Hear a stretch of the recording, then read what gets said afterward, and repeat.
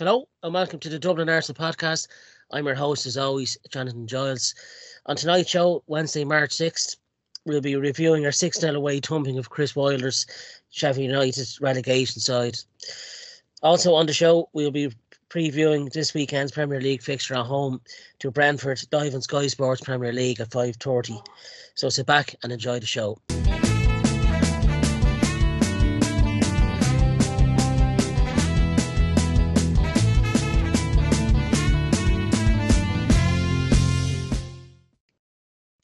I'm joined this week by my regular guests, and first of all, the man who puts it all together, Mr. Martin Stumble. How are you?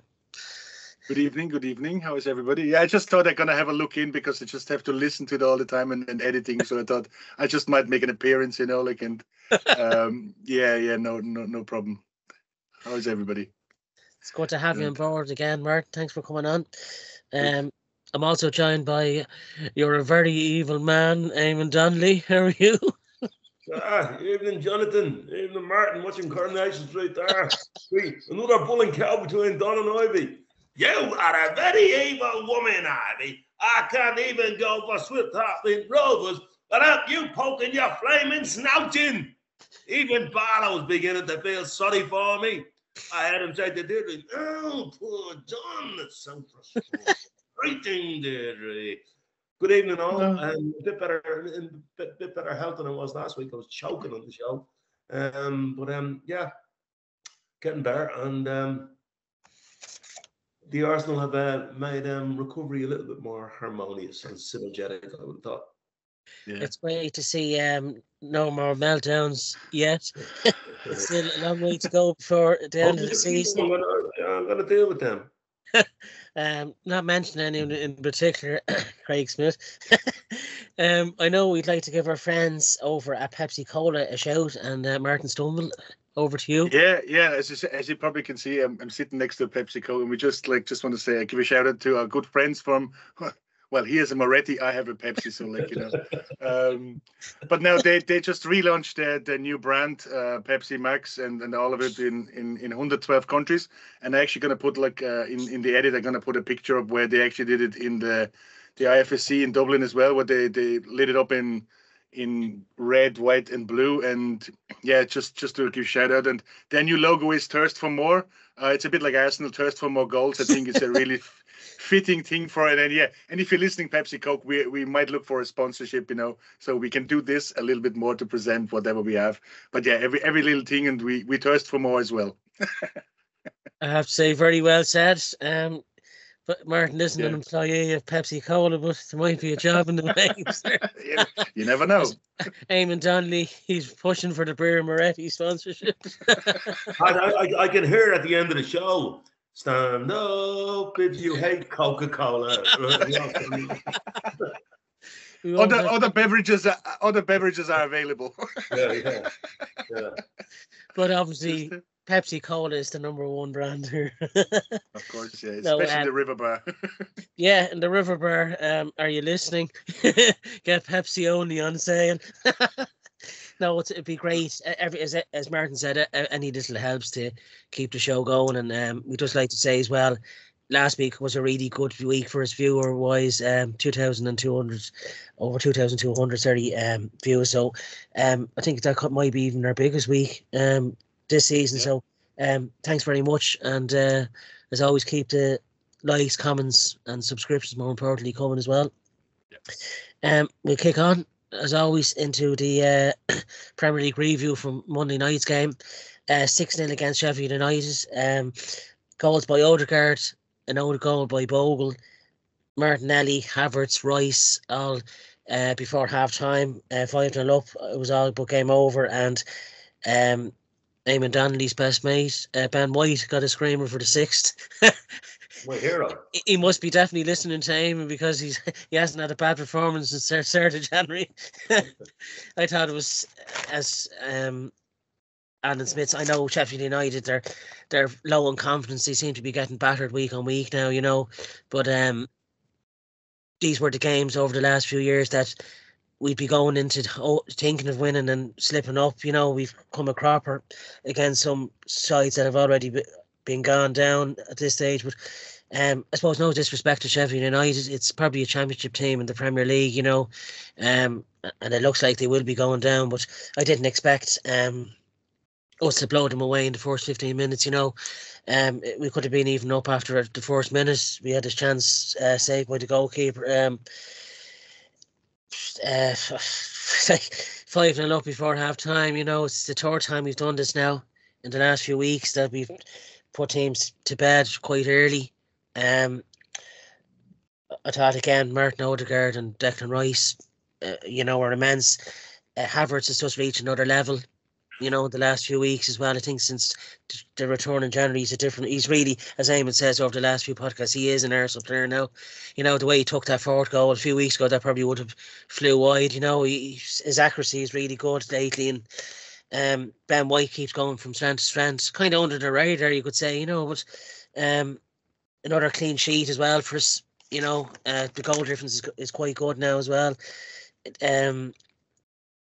It's 7 out of 7 wins since January the 20th, 31 scored, 3 conceded. And when you break that down, that's 4 away wins and 3 home wins, and that's 7. Another faultless performance, really. You know, Sheffield United causes no problems really at all. Another handy night for David Raya. And it leaves us 2 off Liverpool and a chance to go top at the weekend, all going well against Brentford. But since Martin's come back on the show, what did you make of the performance on Monday night, Martin? Well, what can you say? Like, we've been in the River Bar, and good enough turnout for a Monday night because, like, you know, whatever happened. So, but we've been upstairs in the River Bar, so there was a good few people there. Yeah. And before the game, we always said, you know, it's one of these games, you know, like you really think from what Sheffield United were playing the last 2 home games, they lost 5-0. We won the last 2 away games 5-0, 6-0. You know, we should easily things. But as I said, it doesn't matter if we win 11-0. It doesn't give us an extra point. It's not like rugby. So it's nice if we win a lot of goals. It makes good for the goal difference. But the most important thing is the 3 points. And so I said, look, I don't care if we win 1-0 or 11-0. The 3 points is the most important thing. But once we kicked off, from the first minute on, what you can see what Arsenal did, the same thing they did against Newcastle. They were just steamrolling. They were like Wreck-It Ralph, you know, coming down with the big thing and just whacking them, you know. And it just hadn't got anything to answer. And then when they went in, look, they should have been 3-0 up after 5 minutes because they had so many chances. And when the first goal went in, it was game over. And I think this must be the first. There's a lot of record in this game, so it must have been a record that after 10 minutes people left the stadium, which is phenomenal, you know, like to see, or like it's actually sad to see for Sheffield United fans, I presume. But no, they played really, really well, and as I said, this is the way we play now. And you know, it's unfortunate that we didn't score a second goal in the second half. It would have made it 7-0, and it would have kept our record going that we score at least 2 goals in every half. I think this would have been the 8th half of a football game that we would have scored 2 goals. Which is unheard of, you know, like, and look, records broken every left, right, and center, but it doesn't matter. It's one game, and we just have to go on, you know, like, in Brentford is going to be the next game, then Porto, and then obviously the big game is City. If we play like that against City and we steamroll them, there's every chance we can win, you know, and look, that's the way it is. But it's only one game. Don't get too hyped up, because when we were down, we were going down too low. We are a very, very up and down club. But in the last couple of games, look, there's nothing we should fear about, and they just played really good. And it's just such a joy to watch a football game like this, you know, where every attack they just went, it could have been gone into the goal. And like, it must be so terrible for Sheffield United to get 3 results like this, you know, because it's what are you going to tell them, you know? At halftime I said, like, what are you going to tell them as a manager going in, and now you're getting slaughtered, you know? They just go out and win the second half, probably. That's all they can do. And they actually came out in the second half quite well. So no, it was an enjoyable game, no pressure, you know, like, you know, you can enjoy your pint, so you're not glued to it. But the most important thing was 3 points, and we got them.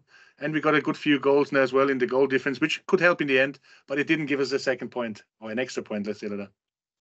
Yes, we we're well in the mix with 11 games to go, and that's all you can ask for again. You know, it's happened last season, and it's happened again this season, but I think we've learned definitely from our mistakes last season, especially our away form has been immense this season. Eamonn, your take on Monday's game? Another impressive victory? Right now, this old Martin drinking of a Monday night. Oh, Mr. Brennan wouldn't approve of that. Monday style, this paradise. I'll tell you what now. When I was doing my notes for this show, I actually went, I'm going to make a Gaelic football reference to start with. And if anybody follows Gaelic football, they'll remember an All-Ireland semi-final between Dublin and Mayo in 2019, when Mayo were 2 points up at half-time. And within 7 minutes of the second half, Dublin put 2-4 up on them. Right? Game changed. Game was over. And Joe Brolly described that as the most ruthless act of butchery he'd ever seen on a Gaelic football pitch. And I have to say, the first 15 minutes of that game was the most ruthless act of butchery I have ever seen in the Premier League. It was a dismantling. If it had been a boxing match, it would have been stopped before we even scored. Yeah. Before we even scored, right? Now, what does that mean? Well, it means a number of things. We'll talk about how bad Sheffield United were in a second. But the connection between our players at the moment is in the sweet spot. All our players are connecting on the pitch, both from a footballing point of view, from a technical point of view, but also from that kind of team spirit point of view. Everybody's connected at the moment, right? And that, the transition, I know, like, transition sounds weird when you're camped in their box, but we were playing in little squares because they tried to defend, and we were cutting through them in small little squares. The one-touch football was exquisite. The speed of, if they came into our half, actually coming into our half was causing them a problem, not us, because it was opening spaces for us where we could absolutely fill at them. We shredded them, right? Now, you can talk about poor opposition, and they are poor opposition. And not only that, they're deflated opposition, right? And you mentioned they're like a championship team, Jonathan. But if you went to, say, for example, Cardiff City away in the FA Cup, you'd be thinking banana skin. Now, Cardiff City are no better than Sheffield United. Yeah. No. So, yes, the opposition were very, very poor. But I can tell you something. There's this anti-Arsenal brigade in football commentary that when we do that to somebody, it's because they were very, very poor. If Man City do that to somebody, it's because Man City are very, very good. Right? Or because Man City are professional and they're ruthless. Well, we are becoming ruthless. Right? I mean, if you look, 6-0 away at West Ham, 6-0 away at Sheffield United, 5-0 away at Burnley, right? And if you look at the 7 games since we came back in January, right? And you take out the relegated sides, like, we're 7 points better off against the same opposition than we were last season. So we shredded Newcastle. Last season was a 0-0 draw at home, right? We lost away at Nottingham Forest last season. We beat them, right? And there was another result in that West Ham. We drew away at West Ham 2-2 last season, and we put 6 on them this season, right? So we're in a good place. We've a lot sterner test to come. I agree with Martin. You're not going to be getting carried away, or you shouldn't be. And equally, on a day when things don't work out for you, you know, you shouldn't be, you know, looking up the yellow pages for the Samaritans either. You know, it's all about balance. No, it's all about balance. I like Ben White's interview afterwards. And, you know, Ben is a bit strange in that he admits that when he's not playing football, he doesn't watch it. You know? Ben just said after the game, we were only doing our job. That's all we were doing. We were doing our job. And I think there's a focus in the team now that's really strong and very, very encouraging. So I just want to reference our manager, right? He has us playing exquisite football, the like of which we haven't seen for a long time. We have the best squad we've had since 2004. right? We have the best squad. And I know people say, yeah, but he should deliver the title after all the money we've spent. We're nowhere near the spending stakes of other clubs, right? He has built us a team that gives us connection, that gives us hope. It didn't all go, swimmingly coming up to Christmas. But that team, if you are an Arsenal fan at the moment, regardless of whether we win the title or not, because I know what's going to happen if we don't win the title. Oh, is Arteta the man to bring us forward? All that nonsense, He has brought us forward, and we are continuing to move forward. But the one reference I'll make to Arteta as a manager, stroke coach, look at the transformation in Kai Havertz. Look at Kai Havertz September, and look at Kai Havertz now, where he's totally connected with the team. He totally understands what the team is going to do. There's no bullshit about, is he a left eight? Is he a centre forward? He's not. He's none of them things. As he described it a few weeks ago, he's a utility player that causes havoc everywhere he goes. He was absolutely unbelievable the other night.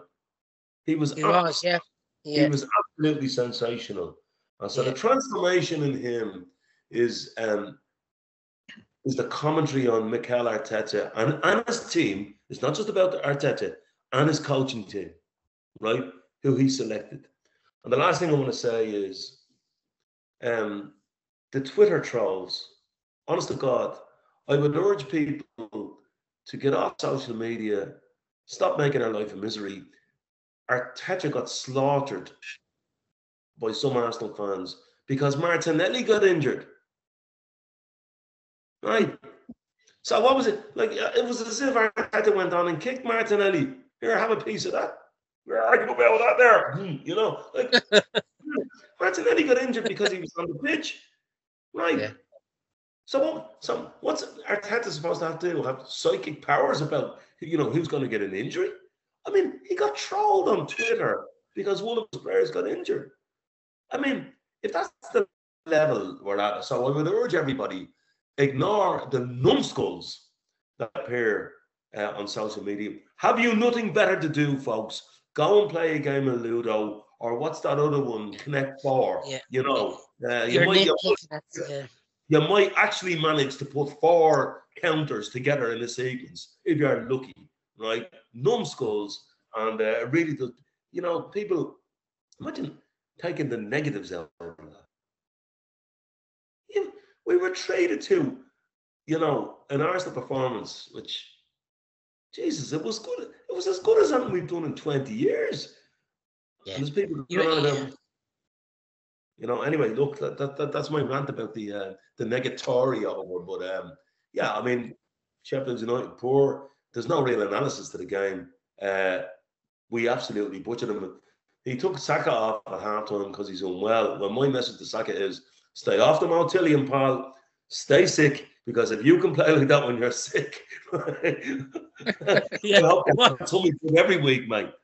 He absolutely toasted Austin Trusty. He toasted him. And look, it was. I say, you can see the levels where the Arsenal players have gone since even Trusty's gone this summer. You can see that, he just wasn't an Arsenal player, sadly, Trusty. He got ripped apart, and they moved him into the centre defence, and he got even worse at the time. I say he never wants to see Arsenal again in his lifetime. What goals in particular did you like, Eamonn, for Monday? The goal that I liked most was Declan's goal. I have to say, and because of what I've been just talking about, the way we tortured him down that right side. But actually, maybe I spoke too soon. I just had a quick look at the highlights package again before I came on. But Havertz takedown for the Ben White goal and the incredible, touch. It was. It was like that's not. I'm not comparing Kai to the greatest, but it was like that Bergkamp moment that the statue was based on. He took it down to the air, got it right down, and just laid it back. I like that. I think that goal has really epitomised Ben White's performances. He's going from strength to strength, isn't he? The last few weeks, Well, Ben White to me is the personality of that team. Yeah. Because we have all the skill. Like we have a painter, Odegaard. You know, we have speedsters. We have this. But Ben White has spite in him, and that team has a bit of spite in it. You know how many times did we go up to the northwest on a windy, rainy evening, and get rolled over because, in inverted commas, the Arsenal don't like it up him. None of that carry on, and he is the personification of standing up to the challenge. Yeah, you have to remember we battered them 5-0 at home as well in October. It was good to see. I suppose another positives as well was the likes of Gabriel Jesus and Thomas Partey coming back and Fabio Vieira getting a run out. I think that done them, and even Cedric is getting a bit of a run out as well. I say he hopes we'll be 5 or 6-0 so we can get a few more minutes. Yeah, the one I couldn't understand is why Smith Rowe didn't get more minutes or any minutes. Yeah. That's the one I couldn't understand. Yeah, and it's not as if he's been isolated and frozen out on the bench. He has been getting minutes, and he didn't get any. But that was a bit of a puzzle to me. But look, I think the reason why Smith Rowe didn't come on because it was the perfect game, like to give like Partey and Jesus an easy call in. So I think if them two wouldn't have been on the verge of coming back, I think Smith Rowe would have got his game. But I think he obviously looking into the future now, like obviously for the Porto game as well. It's a bit of shame because like we only had 5 people. We could have taken all 11 off, But I think that was the reason as well, because Martinelli got injured. In some ways, they had to kind of change him, and then Saka was out. Saka probably was sick because he didn't score. Everybody else was scoring and he didn't. So that made him sick. So I said, no, I'm not going to come back on. But no, but I think that was the only reason. Otherwise, he would have played Smith Rowe. And like if you say like what's the best goal, I mean, if a right back can score a goal like that, then you know exactly what's happening. But for me, I what I like about this as well is, like, as you said, Havertz. Because when we were talking about Jesus, not scoring goal, and everybody said, Jesus, he's working very hard, and he's getting everything done. They said, but Havertz is doing exactly the same now. And what he actually does is not saying he's not taking on the players each individually, but he opens so many spaces for the rest of the players that they just run into. And this is what's so important. And I have to say, one thing, the goal he scored, it was the first time he actually had a decent shot. He has actually kind of like a freedom, he actually went down and he went in and he just put his legs through, and that's it. Yeah. And it's just confidence with him. But the work he does, what we don't see, the opening spaces for other things, it's so important. And that's exactly what he's worth gold now, like, and look at Waka, whatever he wants. He might not score the goals, but he's making a lot of goals, 100%, and that's just so important, I think. Well, he's on 9 now for the season. If he finished up the season, if he finished up the season with 15 goals as a non-striker, and I think he found the role now when he wants to play in. Like it's so good to see as well that we have now on the bench players that come in for each position. So there is no thing for, and that's great. The one thing I disagree with you on, Martin, is the winning 1-0 or 11-0. Well, the way the league is situated at the moment, like, for example, if we were to beat Brentford on Saturday and the other game was a draw, we're on top by virtue of our goal difference, and we've all played the same amount of games. That's where it makes a difference, No, like, look, I'm not saying that it's not important to score goals. I do, but like for me, the most important thing at the moment is 3 goals, 3 points. Yeah. And if you get 3 points, it's more important than scoring 11 goals in one game and then having a draw in the next one, because you don't get an extra point for it. Of course, like, you want to score as many goals as possible, and that's what it might come down to, I'm just making the point that the way the league is situated at the moment, the more goals we can run. 100%, with the margins. It's fine margins, As a club who won the league because we scored more goals than Liverpool in '89. Look, you never know what it comes down to. If you score 11 against Man City, I'm taking it. We still have Yuri and Timber to come back as well, so I know he's not done. Tomiyasu to come back, Well, I wouldn't look at it. I'm not looking for anything for Yuri and Timber. You Yeah, know, I mean, I think this if you season look is at just. if you look at how rusty Thomas Partey was, Yeah. that's what it's like when and he came on in a Sesame Street game. It was just a fun park, you know, Yeah, and he still couldn't get his touch going for about 10 minutes. You know, yeah, that's because he'd been out of the game for a while. I wouldn't be expecting too much of Europe, but Tomiyasu is back. yeah. QBR to me is looking better and better. Yeah, You know, growing in confidence. Yeah, every game. Yeah. all of a sudden,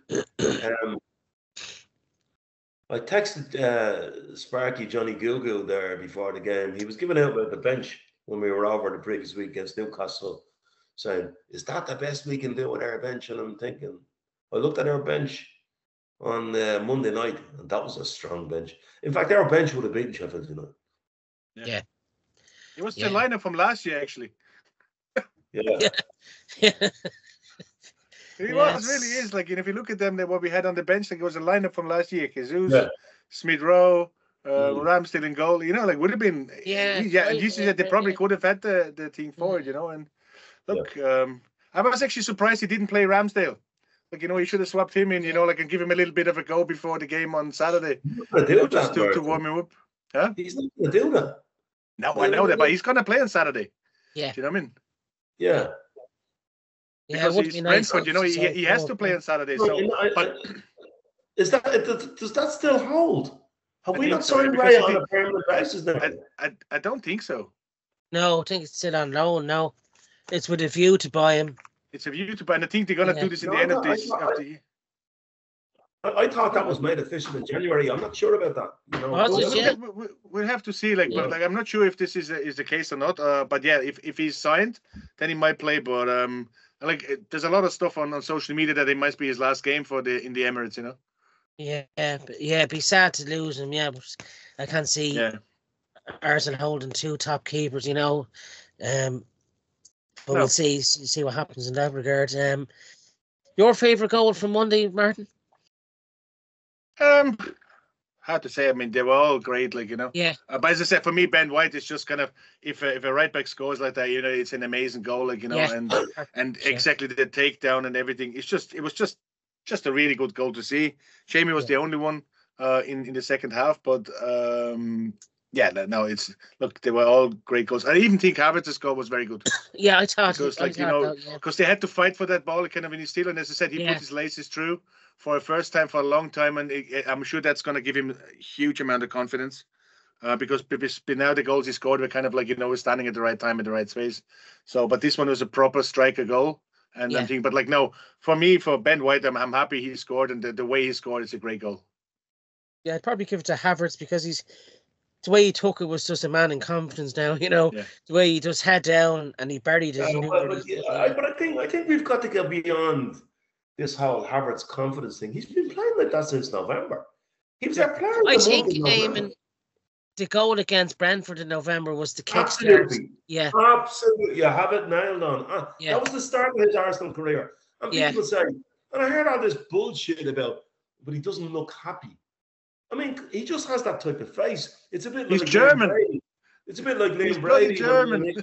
When I went to see Liam in the Mansion House, and Liam was saying, you know, people think I'm dour, but I can't help it that I was born with this face. You know, like, it's just, he has that type of head in him. You could put Havertz on laughing gas and he'd still look miserable. You know, that's just the way he is. You know, but he's quality. He's playing with the whole team is playing with a swagger, and he's been a fundamental part of that. Yeah, hats off to him. Yeah, I think that trip to Dubai really got his head in gear. You know, he's come back a different player. I think. Jonathan, I disagree. This is the point I'm making. He was our player of the month in November. I think you were right the first time. I think the goal against Brentford changed everything, and that was the back end of November. That was the 26th of November. You know. Yeah, and he scored actually quite good goal against Brighton in December as well. Yeah, which was Yeah, I know. Look, hats off, and hopefully he can continue that till the season's end. I can see no reason why. You know, when you're in that type of form now, you can only want to get more hungry and hungrier now. Yeah. Man of the match, Eamonn, for Monday. The guy we're talking about. Kai Havertz. Yeah, What for me, shout? yeah, yeah. Martin, man of the match. Yeah, same because he's involved in everything. He really was, and I think that's the key to where we are now. He's just involved, makes spaces, and that's a trait. It's not that easy to do. And look, he makes the runs when he needs to. Yeah, for me, man of the match, him. Yeah. Yeah, I'd probably give it to Declan Rice. I thought he looked for the ball the whole time, Yeah. and I thought the goal at the end of the first half was it was a nice way, of ending the half. I thought he was superb again, and again, Gabriel and Saliba were rock solid again as centre backs, So I'm just getting El it Tel's must be view. very hard to give it to I'm anyone just getting else. Terry Venables' view here at Havertz. He says he's got feet. He can go here and there, and he's got an head. I would like to say to our viewers, sorry for Terry's interruption. You're a very evil man, Terry. But in fairness, as we say with Pepsi, we're thirsty for more of that. Thirsty for more, yeah. He's got feet. He certainly has. He showed Sheffield quite quick period of this. Pepsi, do you remember in the late 80s, Pepsi got Michael Jackson to do their advertising campaign? Oh, yeah. Yeah. Just beat it. No, you see, this is the thing. Like he didn't want to do it. They asked him, did he think he could do it? And he said, "No, I'm bad. She's cool. It's cool. Heck, you know me. Heck. Yeah, right. Yeah, I have to say, Eamonn is. I wasn't sitting down. I do the moonwalk for the group, Yeah. Oh my God. I just can't deal with this anymore. You're a very evil man, Michael. Yeah, that leaves us nicely in the mix for the title now, which brings us on to the preview for the weekend's game coming up against Brentford on Saturday evening, which is 5:30 on Sky Sports Premier League. Our last meeting, as we mentioned there, was 1-0 at the end of November. Kai Havertz at the back stick, which could prove to be a very important goal in all fairness, because that looked like it was heading to a 0-0, but Declan Rice wouldn't give up, and it was his ball over, and Kai Havertz was in the right place, the right time, but it was clever moving, I have to say, at the back stick to get behind the defender and bury his header. But in terms of Brentford, I think the loss of Ivan Toney for half the season was proved really big. That's why they're in that relegation mix, but I think they've enough there to probably stave it off. They've had a good first 2 seasons, but they kind of had the second season syndrome this season, maybe. I know they've been missing Mbuemo as well, but they've a player called Johan Wissa, which he is quite a good striker there. But I think the loss of David Raya in goal for Brentford, I don't think Mark Flecken is anywhere near as good as David Raya, and I think they're feeling that. I know Thomas Frank didn't want to lose Raya. He really admired him, and he was a good shot stopper there. Now Spurs and a few other clubs were in for Raya, so I think we got a real steal there. I know last season, I think it was last February, when that VAR incident with Ivan Toney, he got the goal which he shouldn't have stood, and we were unlucky not to really win that one as well. I'll come to you, Martin. What would your take be for Saturday? What can you say? More Yeah. of the same, and as I said, I've been in the Newcastle thing, and I rate Newcastle higher than Brentford. So if we go into this game with the exact same attitude, with the exact same drive, and there shouldn't be no reason why we can't do that. It's going to be a late game again. It's not as late as the Newcastle game, so the atmosphere will be great again at home. So I just can't see why we cannot produce the same what we did against Newcastle. But this is football. Anything can happen. We just have to be going in there with a purpose. And if we do that, then I can't see why we shouldn't win this. I don't think Brentford are where they were the last 2 seasons. We were unlucky the last time we played them, that, as you said, like the VAR kind of screwed us over there. But we shouldn't even go into the reckoning of VAR. We have enough firepower now, we have enough thing to actually put that to bed again early, and yeah, look, as I said, it's a Premier League. Anything can happen. like any game, if you score early, I think it should be no problem doing it. And I'm hoping that you know, I don't know about Martinelli, what the injury is like. I know he had a cut. I think Saka. I don't think there should be any personal reasons why we can't. And even if we have Martinelli, Trossard can come in and slot in there, no problem. Yeah, giving you a prediction maybe. I'm hoping for another clean sheet, so I'm saying 3-0. That's my thing for it. I know, like, I'm very modest, you know, like I just don't want to give them any more. No, 3-0. I think is like if we score early, I think that can be the score. Yeah, I think as well, before we come on to Eamonn, I think psychologically to go top, knowing that the Man City and Liverpool game on the Sunday, you know, this is a big chance to put pressure on them for the change, because we've had to kind of wait the next day to react, you know, you could say, to when Liverpool and City have played. But if we do beat Brentford, and like hoping City and Liverpool could be possibly a draw, but you can't hope for results to go your way. But with the Chelsea game now to be confirmed, more than likely now it's going to be in somewhere in April, maybe even in May. The next game will be Man City, which is on March the 31st. Eamonn, your take for on Saturday? Well, first of all, you mentioned Thomas Frank.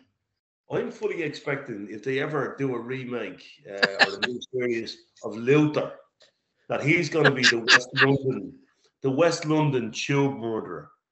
There's a serial killer lurking beneath that barnet. I'm convinced of it. You know, every time I look at him, I kind of go, yeah. You know, and he was such a nice man, you know. Yeah. Third season sin, that's called. Brentford are the team that have actually given us a bit of trouble at our place, you know. We find it hard to beat them. But they're not the Brentford they were. They're losing games. Yeah. You know. And leaking goals. They're losing games. And now they gave a good account of themselves up at 115 breaches of financial fair play stadium.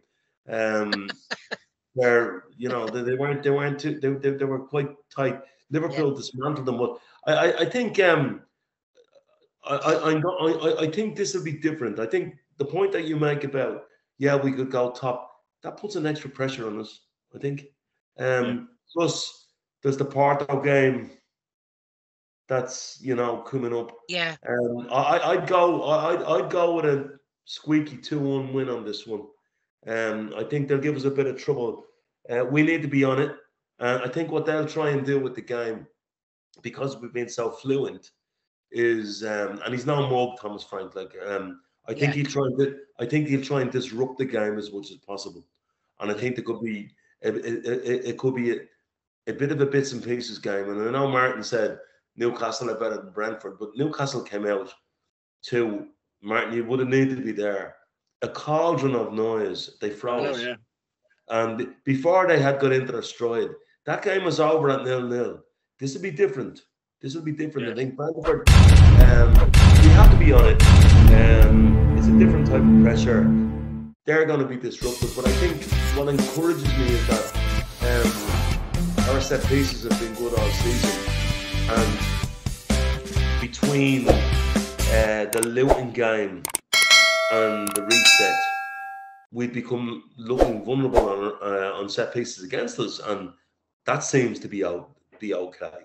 So I think we win the game, but I don't think it's going to be one of these. Martin, you mentioned earlier on that it was great on Monday night that you were able to be glued to your points. You didn't have to worry about the game. If you're in there on Saturday, pal, and I will be, I don't think that'll be the case this time. You know? No, like, and look, I hope I will, but look, it's going to be a different pressure, definitely, because as well as on the other side, you have to see Brentford. You know, they're not safe yet. You know, I know, like, looking at Burnley, Sheffield, you know, like, they're gone, but for that space, the last spot to go down between Luton are still hanging in there. You know? Everton, Forest, Everton, they might still get a ban. Forest might get a ban. Never mind about that.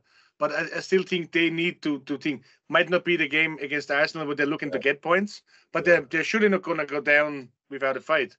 But that's what I'm saying. If we get out like we get against Newcastle, and I'm pretty sure like the stadium will be maybe not as enthusiastic as against Newcastle, but there will be a good atmosphere for it. then Yeah, there should be no reason why we can't. There's 2.5 hours time difference in the kickoff than there was against Newcastle. So, like by Jonathan's pace, that's about 9 alcoholic units. True. That's pre-match during the match. Exactly, no, and I hope they don't do this firework again, because the amount of alcohol in that stadium it could have been exploding. Like with all the. Imagine Sparky John. I mean, he doesn't even need that, Yeah, it's a good job. Otherwise, his hair would have gone on fire. The exploding fan, Yeah, I have to say though, they're putting on some show, aren't they, at the Emirates though, pre-match? They're really getting the fans. It's really. That, Jonathan. It's not only in the ground. It's. You see. Can you feel? Sorry, Eamonn. Can you feel since the turn of the year and going over to the Emirates? Can you feel a different atmosphere amongst the fans in the pubs and on their way to the ground? Can you feel an energy you haven't felt? Everything changed when Gabriel Martinelli scored 2 late goals against Palace. Yeah. That was the first game after the reset. And then everybody kind of went, Jesus, we've only played ordinarily today and we've just done them for 5. Yeah. Right? Everything changed after that, right? And I noticed that, but it's not only that. Like when you go into the stadium now, I used to be a kind of a lastminute.com, get into the ground 10 minutes before the game. I actually want to be in the stadium 40 minutes before the game now, because the atmosphere under the stand, it's like an away game. It's brilliant. It's brilliant. Now it comes with a health warning, because that Camden Hells or whatever it is they sell, sweet Jesus Christ, is like kerosene. Especially when you do 2 for 1, like that's another thing with the holy shit. It's like kerosene.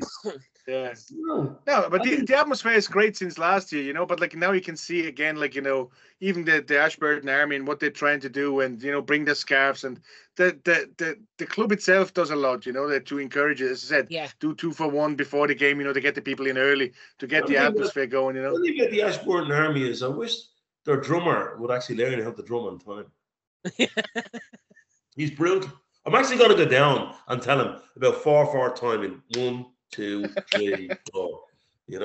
It's a project in motion still, sadly. It probably is, yeah. You were saying in the group as well, Eamonn, after the game Monday, do you believe this is the closest team we've had to the Invincibles in 04 as good? Yeah, when you say the Invincibles, everybody kind of goes, yeah. The Invincibles, this is the best team we've had in 20 years. Yeah. This is the best team we've had in 20 years by a stretch. But what I also said on the thread was, and it's going to get better. Yeah. So if we come up short this year, would everybody just relax? Right? I know everybody wants to win the league and all that, but, when I hear this, is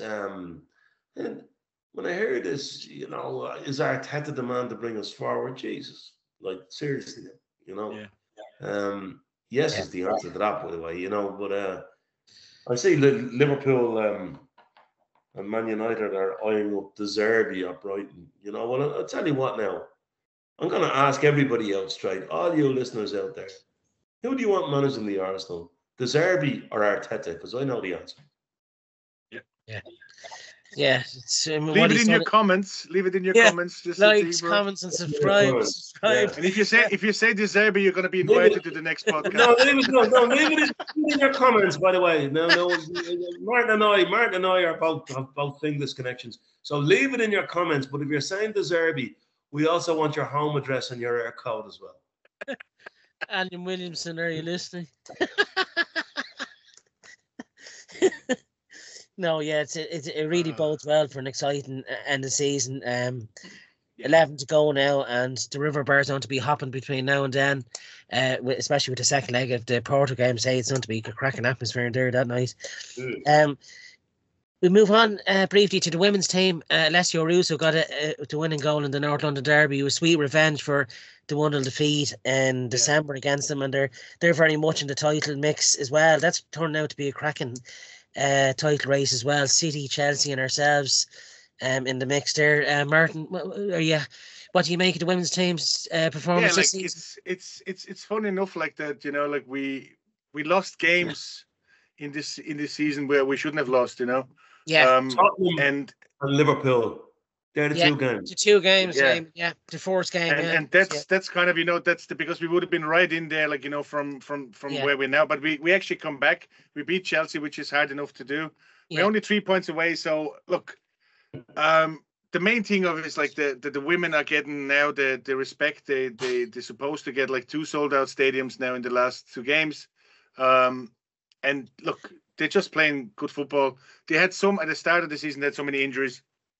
And they're fighting for it, but they're right in it, as you said. And again, it's a thing like we basically Liverpool and City, like they have exactly the same thing. It's only 3 points in, so anything can be. And it'd be nice to come down to May, and they're still with a chance in, like they did 2 years ago, where we were standing in the last day of the season. We were in the pub before the game. We played and just by a goal, like the Chelsea kind of have won it in the end. So if it comes down to that, like I take that any time, and I think Arsenal would have taken it because of the results they had at the start of the season. But they can show they can beat anybody, and that's what it is. And unfortunate the two, and it's as close in the women's league. If you lose 1 or 2 games, you're basically out of the race, and that's the truth. And it's competitive now. Yeah. It's good to see. But yeah, like look, it's a good thing for. And it makes the Irish team better as well in some ways, I think, because the experience they get for it. Unfortunately, they lost against Wales, but they came to a close as well. But no, it's all looking good. Long may it last. They have nearly a full strength team back, and yeah, let's see. The next team is against Villa, so we have to keep on the pressure on Chelsea, and they have to play. I think they still have to play Man City. So they do, actually, yeah. It's all to if they draw this or lose that, then it could be all I think for. So yeah, look, it's going to be a good end of the season anyway. Yeah, I have to say hats off as well to all the supporters that made it a full house against Spurs, and nearly a game on game now that they do get at the Emirates is nearly all but a full house. And I have to say the standard of football. I was, probably ignorant to the fact, not watching the last few years, but definitely over the last 2 or 3 years, the standard and the fitness of them is really quite incredible. Don't forget for the women to play in a stadium like that. Not obviously of the atmosphere and thing, and it is much nicer when you have a full house. And I have to laugh at comments when they say, well, look at this. There's a few empty seats, and nobody there, and it's only £10 for a ticket. I said it doesn't matter. Do you know what I mean? The tickets down the road, they're only £10 as well. They can't fill a stadium with 1,500, 2,000 people. To get 60,000 people into a stadium to watch them, it's just an amazing achievement, and I know there's talks about it. Seasons ago they were playing in Barnet, I know, yeah, and that's what it is, and that just shows you where things is. And what I have to say to everybody as well is if you want to have equal pay for them, you have to play in stadiums like that, because otherwise you will not get the money to pay that kind of money. It's impossible. I agree. I agree with Jonathan.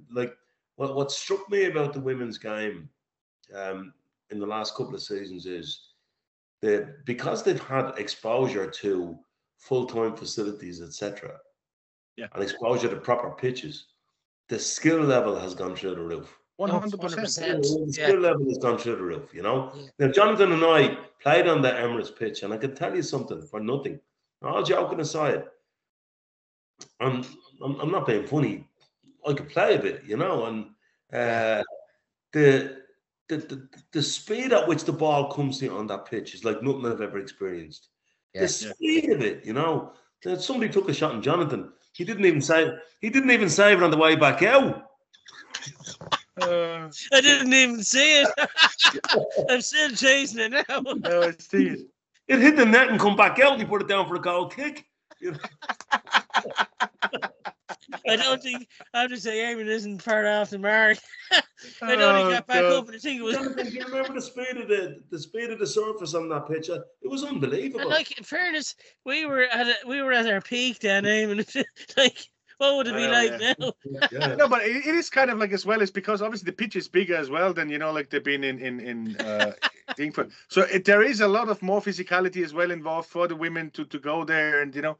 But as they said, the problem, I don't know if anybody watched the documentary about our ACL club last year. You know, that it's such a prone thing, and that has to do with the quality of the pitch, not that playing in the Emirates, but on the normal pitches where they play somewhere else.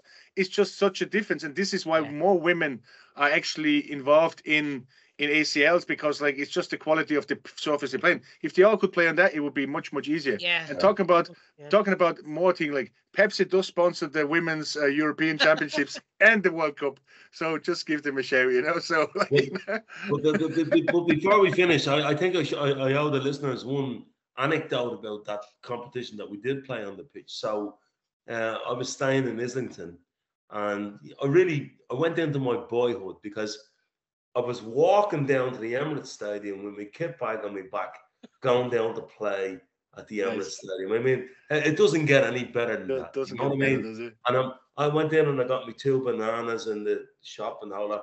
The next thing, I see a taxi going by, right? And half of the team are in the taxi, right? And they're already togged out, but they're so squashed in the taxi that the sight I saw was Paul Brown unintentionally doing a mooner out the window. He was putting his shots on in the taxi. I said, hold on. Sorry, lads. This isn't nice. Needless to say, we didn't go through the tournament undefeated.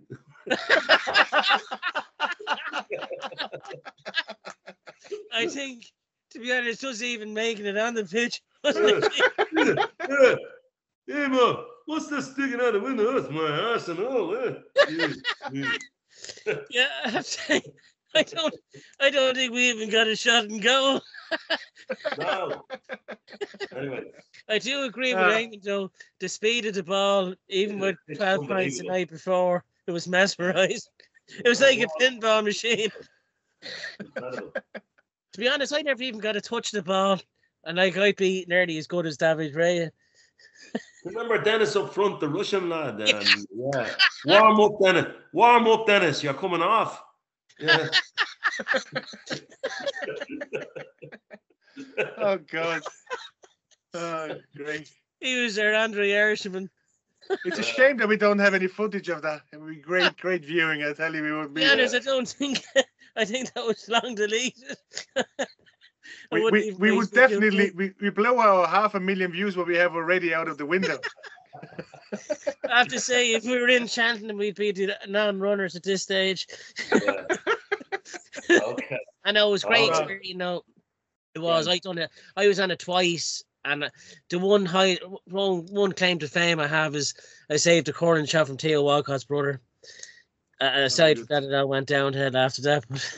Theo Walcott's brother, he was only 5, was he? I was in my prime then. Martin Keown says, "We're watching you, son." He went down like a Lionel Richie carpet. I only got that put down last week, and I'm not having this. It's actually behind Lionel Richie. But now here's a bit of advertising. I was behind Lionel Richie's van. Anybody who doesn't know Lionel Richie, he's a lino and carpet shop in Finglas. It's a great name, Lionel Richie. But the van now says laying all night long. I love it. I love it. Oh, yeah. I think I'm out on one night. Pepsi Cola, if you're listening, you've a lot to live up to. No, I have to say, it's been a really good, busy show tonight, lads. Is there anything you'd like mentioned about the Dublin Nurses Supporters Club ticket-wise or anything like that? No, just let's get in on Saturday and get behind the team. We're all good for downstairs on Tuesday as well for the Portal game. We checked on Monday.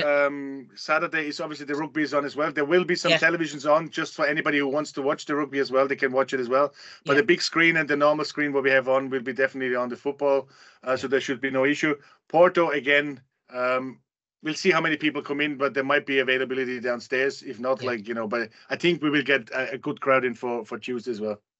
Yeah, her, and roll on to quarterfinals, and it's really turned into a great end of season again for us. As always, I'd like to thank my guests and to Mr. Pepsi Cole himself, Martin Stumblin. Great Martin there. We're thirsty for more. And I see that. We're well trained here in this show. And he's only been drinking the non-sugar one. I'd like to thank Mr. Burr Moretti himself, Eamonn Donnelly.